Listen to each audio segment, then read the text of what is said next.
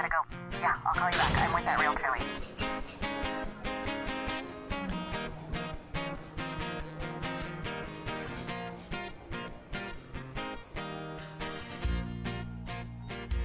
Welcome to The Realtor Lady. I'm Michele Replogle. Hi, this is Michele Replogle, and you are with The Realtor Lady. And today my special guest is Camille Schwartz. This is a buyer. We are going to interview a buyer and their experience buying in our very fun 2021 market. I just interviewed a real estate agent, and she talked about how her buyers were getting just slammed out there. But I'm really excited to talk to someone who experienced it firsthand, in the buyer's seat, as it were. So I have a few questions for you. The first one is, we'll just kind of start at the beginning. Your decision to hire an agent, what was that like? What did that involve? Reading a lot of Yelp reviews, honestly. Oh. Just like looking online, trying to find other people's experiences. I don't have a ton of friends that have bought in the area, so I didn't really have the kind of word of mouth recommendations, but just reading reviews and reaching out to a couple people that seemed great, and that's pretty much it. Well, you chose a great one, but I know I did. That was kind of cool, actually, when we first talked, because I put out so much content. It's kind of weird sometimes because I talk to people now, and I kind of feel like they know me a little bit, and I don't know them. So people can be kind of comfortable with me after they watch a few videos, where I'm kind of new to that, like, oh hey, because I don't have any videos of you. It's always kind of like, oh wow. Well, it was really easy. I think our first meeting was on Zoom because of COVID. But it was a very easy, I was like, oh, I like her. Oh, she's easy and fun to talk to. It is easy and fun. The hard part really comes in for buyers, I feel like, when they just put the wrong foot forward. And it's like raising children in a way.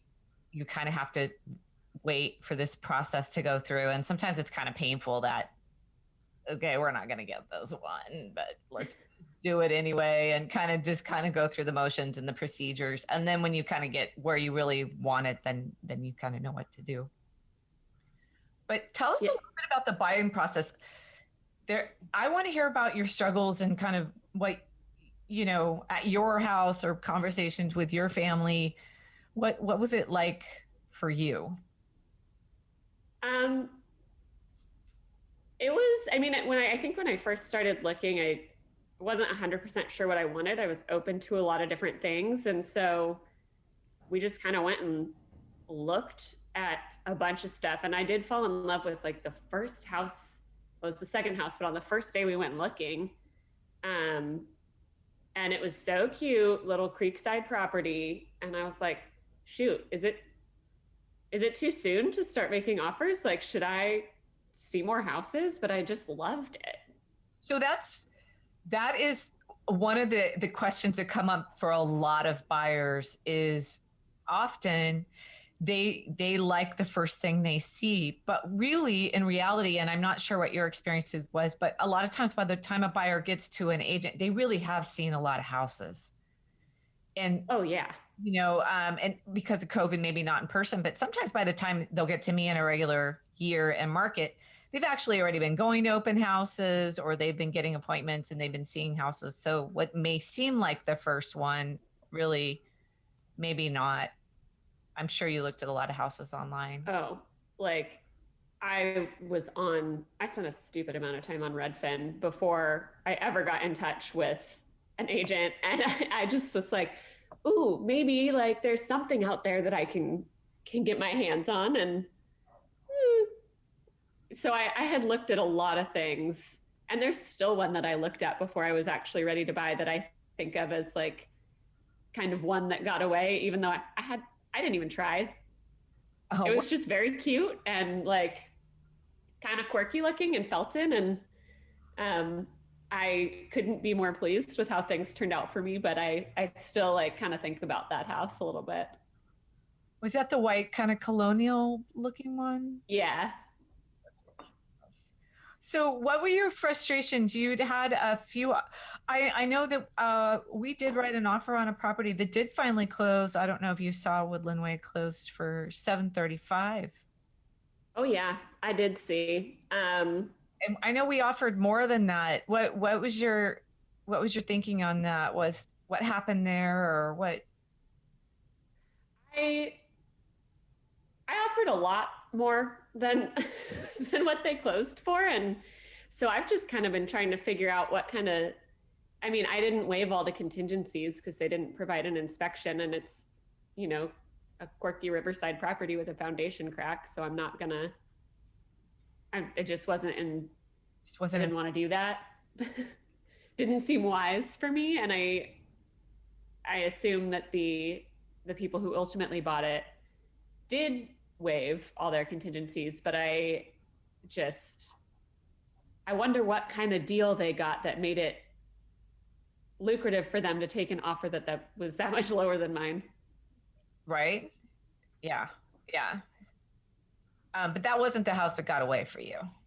No, it wasn't. And by that, I mean, I had the time that closed, I'd been living here for at least a few weeks in the house I ultimately ended up with. So I just kind of chuckled. Yeah. Most of the houses I didn't get, I ended up just kind of chuckling about just because they went either so much over list, and especially at the beginning when I was first making offers, seeing how much things went for and what the counters came back as. Most of the time I just had to laugh. I think not getting that one house on Broadway, even though it's so cute, I think that's a good thing. Yeah, that's the one that I laughed the hardest about. I could not. I mean, it was listed at like $890. It was listed at $850, and then it ended up selling for. I mean, they countered it just shy of $1 million, and I just laughed. I was like, "That's not in the budget. That's ridiculous." And so I just laughed. What else can you do? Yeah. Well, that's good. Okay. Well, I guess the most frustrating part then would probably be for you is just how crazy it was. Maybe not knowing wasn't a problem as much as just how nutty it was getting. Yeah, and I mean, it was hard to know what to even offer, and like you gave me great advice, and we did end up getting counters, I think, on every property that we offered on, which was awesome. So at least like got to stay in the running, but it was just kind of nuts, and not knowing what was going into the decision-making process on the seller's side, even with like if I was making a super competitive offer and still losing out for who knows why, those were the really frustrating ones when I was so close. The only one I think that really crushed me in the process was McClellan. The little house on McClellan was so quirky and fun, and I had like redesigned the whole thing in my head. Aw. Yeah. Oh, I was like, oh, this is what I'm going to do with the kitchen, and this is how I'm going to change this, and because it needed a little bit of work, and I was into it. I was like, I'm going to make this my own. And I think that was the only one that really got me. That was $1,000 difference. Yeah. Yes. And I'm like, did they offer slightly less than me and have something else in their offer, and the agent just asked them to bump it up? Did they just happen to offer $1,000 more than me? Like it's so close. That's the frustrating part. But you got back out looking and didn't let it. I mean, some buyers they do get crushed, and then they don't buy, and sometimes they leave Santa Cruz. I mean, they just get so just so sad by the process. They're just like, we're just gonna go live somewhere else. I mean, I can understand that because I do have friends that actually just got their offer accepted in St. Louis, and they're, I mean, they bought a house for like, I don't know, 425, and it's like a 5 bedroom Yeah. giant, like, so, totally different scales, but I also have a nice backyard that I can use year round and feasibly can walk to the beach. So I'm willing to pay a little bit for those. Yeah. Or just get the benefit of our more calmer weather. Yeah, exactly. I can not have to worry about snow all winter and Shoveling the driveway. oh no, especially the house that I ended up buying has that big circle driveway. And I would sure not be interested in shoveling. You have a big driveway. So what's your advice to buyers out there? What would you tell them? Um, Suck it up and keep going. I mean, that's essentially what I told myself. Like after, I think this house, I want to say was my seventh offer. Boy. And by this point, I was just like, all right, balls to the wall. I want this house. I'm tired of this shit. Like, let's make it happen. And I had kind of done that on the previous house, the one on Woodland, but I'm glad that it didn't work out. I'm glad that things worked out this way.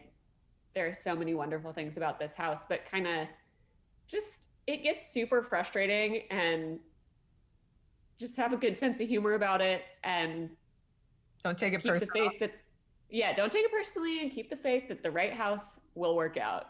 Yeah. Yeah. I mean, now that I'm in this house, I don't really even think about, I've forgotten about like half the houses that I offered on. And, they're not even a thought in my mind. I love this house. It's perfect for me. And I get to have so much fun in the backyard. But, at the time, it felt a little bit soul crushing on some of the ones that I did not get. I know people always say that to me. Well, there's a couple things that people always say to me. First off is generally once a contract accepted, I usually hear the comment, when do I get keys? Which always cracks me up because my husband, I'll come home and he'll go, well, how are they doing? I'm like, well, they asked for keys today. So he knows that that person is all in, moving ahead. It's just funny. But the other thing people always ask is, well, what if this is the one that got away? What if I get another house and I just think about this house? And it's like, it just doesn't happen that way. I'm asking you about it, but you may not really actually recall any of those older houses as you're out in your backyard and in your house. No, I don't think about them. And when I do, honestly, I'm grateful that I didn't get them because, with the Glen Haven house, it was tiny, which was fine. I don't need a ton of space, but it was like a third of the house was master bedroom. And I loved the property and location. But this house is a better fit for me and my lifestyle. I like to have friends over. And, the Broadway house was already, there was no room to make it my own. It was awesome. And the backyard was nice, but this backyard is like double the size. It's huge. I get to have so much fun with it. There are so many things that you can do. Yeah. The big apple tree we took out, which was sad. We had to that is sad. I'm still discovering what all the fruit trees are. My peaches are starting to get ripe, which is super exciting. There's peaches? Oh yeah. Yeah, in the back corner by the fig tree, there's a peach tree. It's pretty big. I'm going to have a ton of peaches, which I'm thrilled about. They're my favorite fruit. That's so exciting. Yeah. And I think an apricot and maybe plums, some kind of mystery stone fruit. We'll see what happens when they ripen. Do you can at all, or will you? I'm about to be. With the peaches. That's fun. Yeah. One of the things I learned to do in the pandemic is canning, because my neighbors at my last place and I all had huge gardens. And so we all had way too many tomatoes. So we canned and we made Bloody Mary mix, tomato paste, salsa. all kinds of fun stuff. So I'll probably end up doing some of that with my peaches. And also, I think I'm going to blend them up and freeze them as ice cubes to use in bellinis. Woo! That's Yeah. awesome. It's kind of fun. I always think about that. There's that moment when we bought our first house where there was stuff that we found that was like, oh, we didn't know this is really cool. And finding a peach tree or under the at your house, under this kitchen cabinet, the light goes on. Yeah, I discovered that the first day and I was like, ooh, this is so cool. I was like, oh my gosh, this is so there's every property has their like, oh, I didn't know it had this. It's kind of fun. Yeah, the other things that I found when I was getting settled in was the silverware drawer has 2 layers, which that would never even occur to me, but it's awesome. Like, but when I first noticed that, I was like, I don't know what to do with this, but I love it. Don't worry, I've since figured out what to do with it. But the other thing was the garage door is so quiet. Isn't it lovely? It's incredible. Yeah, it doesn't shake the whole house. No, and I pressed the like button to close it from inside, and I was like, oh shoot, it must not have received the signal or whatever. And I go out there and I was like, oh, it is closing. It's just that quiet. Yeah, a nice door. So perseverance pays off. Hang in there. Yes. Have a good sense of humor about it. And the lending process, okay, was that stressful? Sometimes that really stresses people out. No, I didn't really find it stressful. I had a pretty easy time with it. It just, I guess, like, we ended up closing like 1 day late or something, which by that point I was like, just let me get in the house. I just want to be in the house. But it wasn't really stressful. It was just, it actually went pretty smoothly. And I have heard from other people that like the escrow process and securing a loan and stuff are stressful, but I really didn't find it stressful.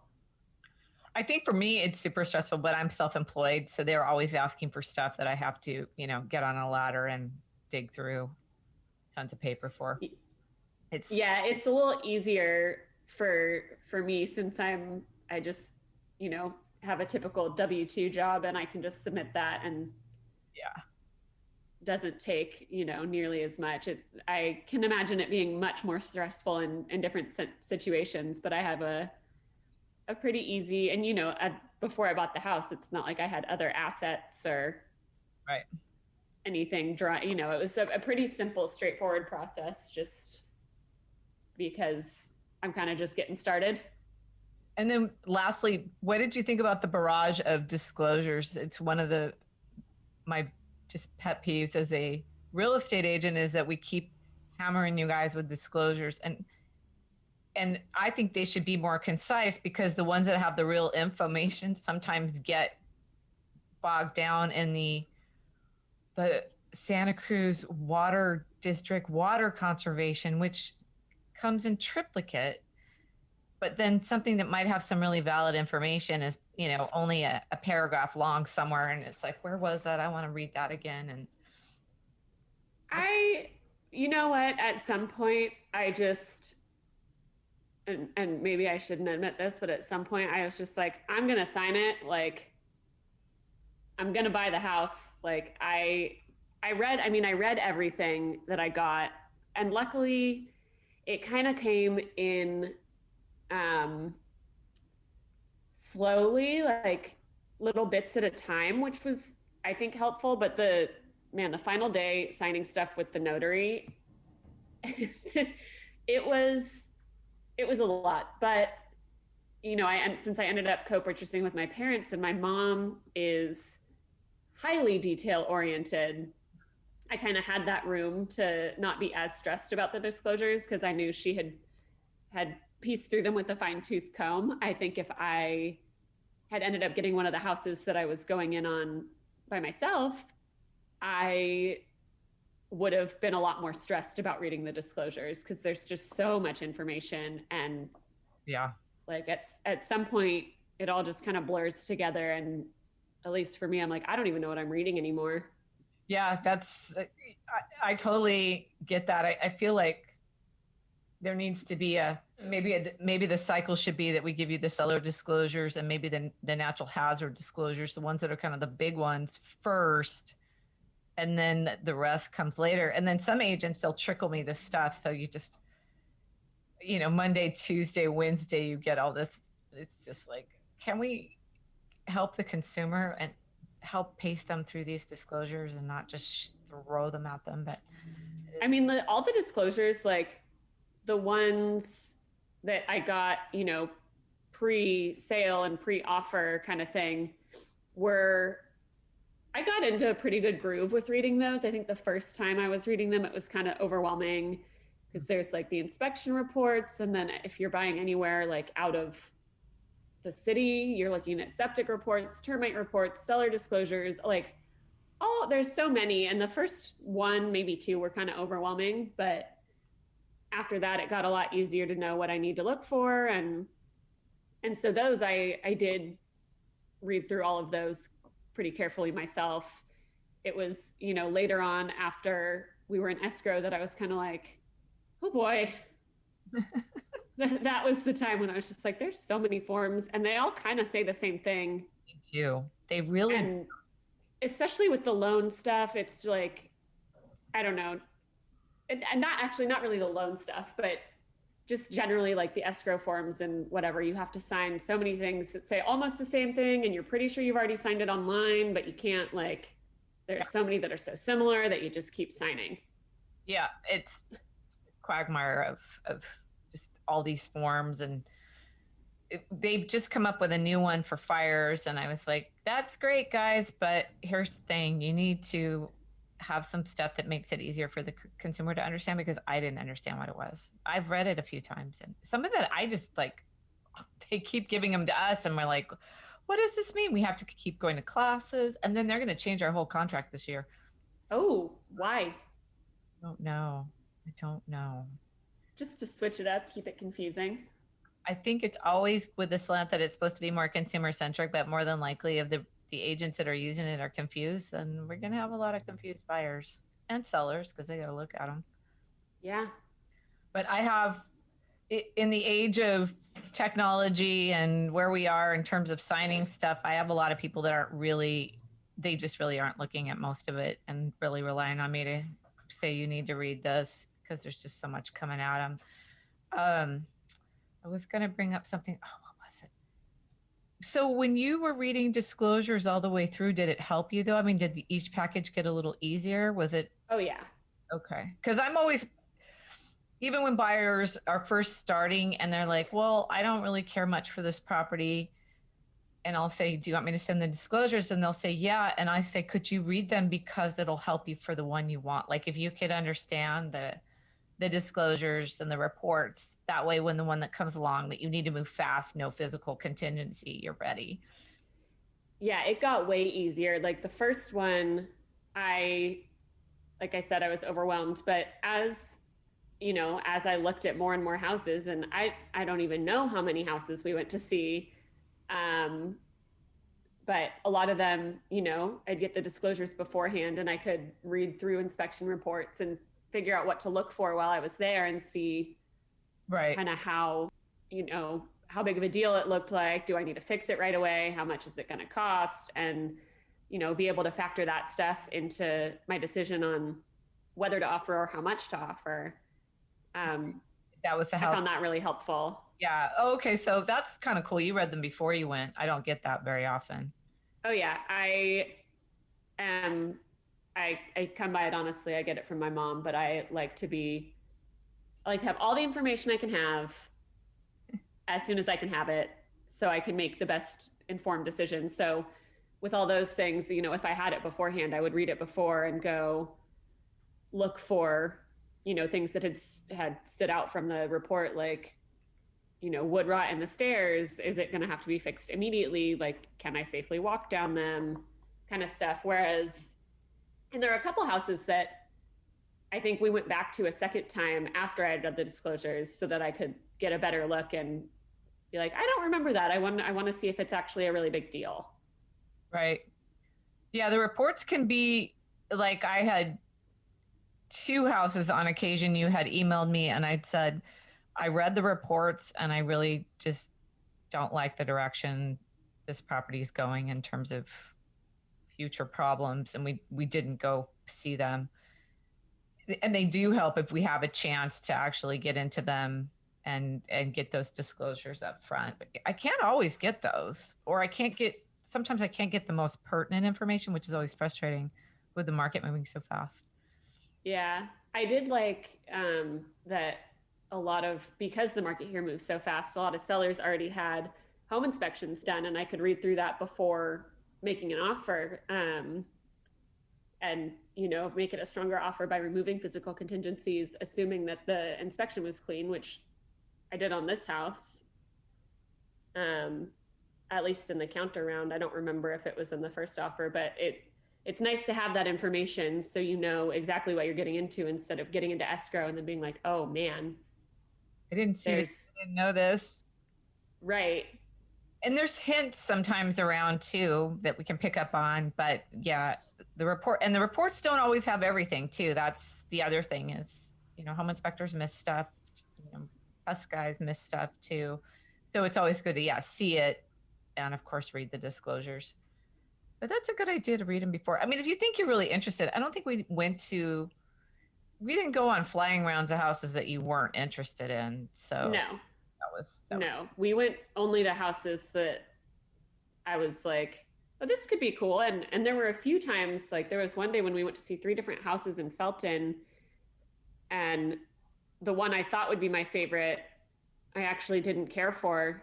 And the one that I was just kind of like, well, we're there anyway, and it looks kind of cool, ended up being my favorite. And I honestly, I'm not sure why, because it was quirky. It had that downstairs, technically storage area that was staged as a bedroom that was like my exact height of ceiling, where I could just graze the top of my hair on it. And I just thought that was really funny. And it got higher. It was just the entry to that room. So it wasn't totally great. I was going to turn it into a walk-in closet, but I just thought that was so quirky and fun. And then the room, like the bigger room right outside it, had those super high ceilings. And it just looked like a tiny like elf door. And I thought it was really cute. There's something a little magical about it. Yeah, it just felt like a little like forest fairy cabin, and I thought it was fun. I've been showing houses to buyers lately, and they're like, it has a 2-car garage, and we've been to 2 places or 3 that have had 2-car garages, and they're so rare. They're so rare. They're usually made into another room. A full 2-car garage, to see just this big garage, they're like, is this common, or why is this such a big deal? I'm like, because they're all built out. Yeah, did we look at a single place with a 2-car garage? No, I don't think so. I think we looked at some places without garages and a lot of like large 1-cars, but I feel like not many houses in Santa Cruz have a 2-car garage. Yeah, there's a couple areas that do, but it is uncommon, or they're not a true 2-car garage once you get in them. Yeah, I think mine's 1.5, which is great because I can put my car and all of my obnoxiously large Christmas decorations in there, and there's plenty of space for other stuff. Yeah, that's a nice garage. So hang in there, read the disclosures. Anything else you want to add before we sign off? Find yourself an agent that makes it fun, because otherwise it can be a real drag. Yeah, we did have fun. We did. Yeah, I actually missed when you went into contract. I didn't unfortunately get to sell you the house, but when you went into contract, I was like, oh, because we used to it's like house gossip. Did you see what that went for? And all that kind of stuff is always fun for people who, and you're really who my podcast was kind of designed for, is people who find real estate interesting, and some of the stuff that goes on in it. Now that you've bought a house, you may not have that interest anymore, but you were kind of interested in it as well, like how it worked. And it wasn't Oh just, yeah. you're going to help me buy it. You were kind of interested in what I was doing and how it all works. And that was kind of fun too. Not that I need people to be interested in what I'm doing, but you were kind of an impetus for me working on this podcast to make sure people understand all of the things that kind of even happen behind the scene. Because there was some times where I'm sure I shared with you, hey, this is what I really think happened, or this is what I see happening. There was a house that you bid on, but I cannot say which one, where I think that the agent that we were competing against, I think that she might have pushed her to take their offer, and because I've worked with her before and she's so the person who got it, I had a lot more understanding about how that whole process worked. Yeah, and that helped me a lot also, at least hearing kind of your ideas and as to, why I wouldn't have gotten through on that one. Yeah, and sometimes it was just basically, and I was very careful telling you or any other prospective buyers, sometimes what I share about a property, it's for you as the buyer, but I wouldn't go saying it to a room full of people, because what if I'm wrong? But I'd rather tell you what my fears are about the property and roll with that with my buyer.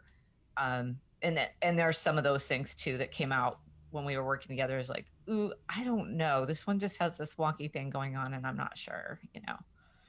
Yeah, which I appreciated. I like to have all the information that I can, and so having your intuition as someone who has looked at a stupid amount of houses in your career, like, you've seen so many houses and you know what to look for, and like kind of just to listen and ask and just trust it, because you know what you're looking at. And I've, just started looking at houses, and I need that input of like, oh, you need to look at this. Like a few times when you pointed out some like slightly sloping floors that I wouldn't have even noticed.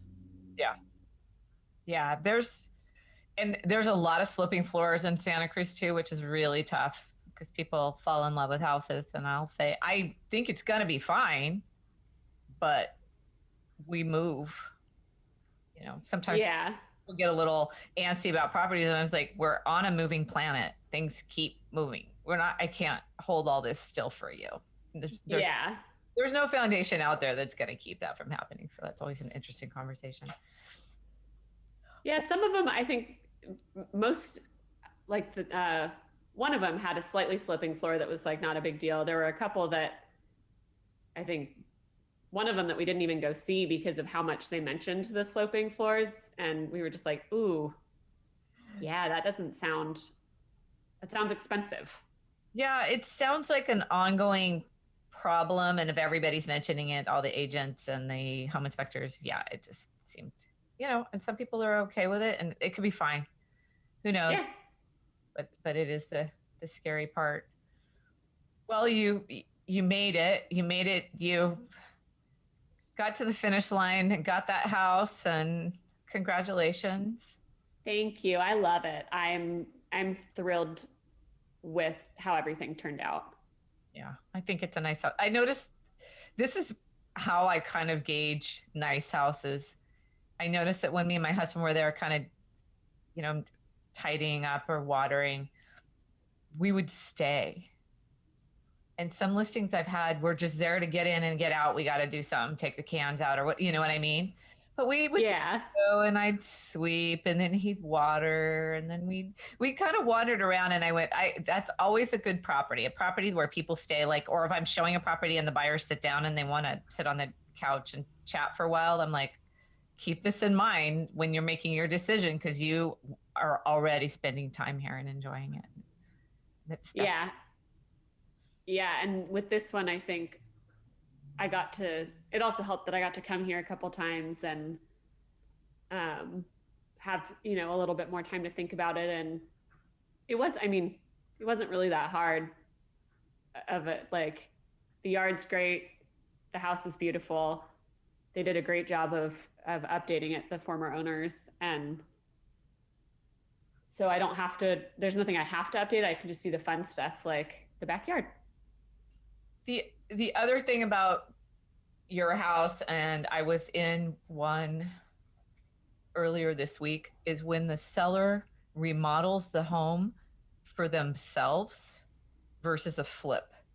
The details and the quality of the material. So as a buyer, I think it's prudent to ask, well, they've remodeled, was it for sale or was it for their enjoyment? Because we saw both out there and tell the difference.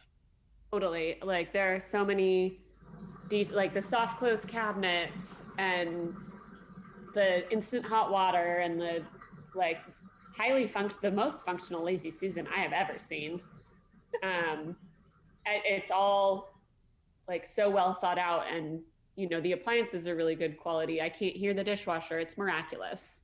Like, so it's clear that they put care into it. And I think it was the same way with the Broadway house. They had remodeled it for themselves, and it was, you could tell. Yeah, it's fun and good quality. Yeah.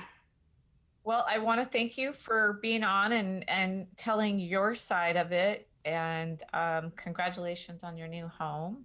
Can't wait to Thank you. And thank you for having me. And if you ever think of anything else you want to yap about, let me know. I'm sure I'll still be reaching out for real estate gossip. I haven't lost that fun.